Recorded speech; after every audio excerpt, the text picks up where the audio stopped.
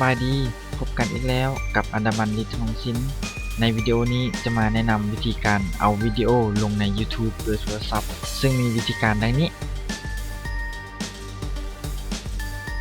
เข้าไปที่แอปพลิเคชัน YouTube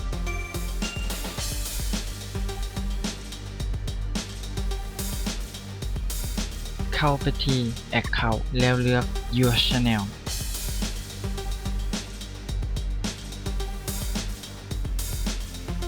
เข้าไปที่ปุ่มอัปโหลด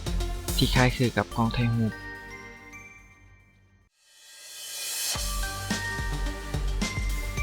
แล้วเลือกวิดีโอที่ต้องการอัปโหลด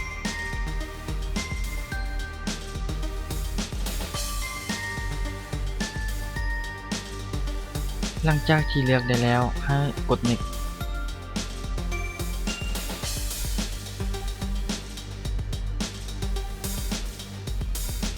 หลังจากนั้นให้ใส่หัวข้อวิดีโอในช่อง Title และใส่รายละเอียดในช่อง Description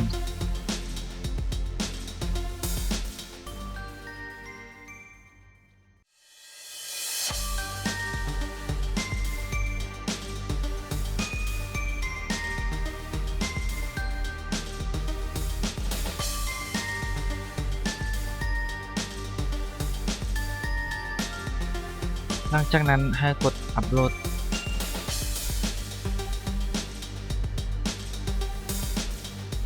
แล้วรอท่าจนกว่าวิดีโอจะเต็ม 100%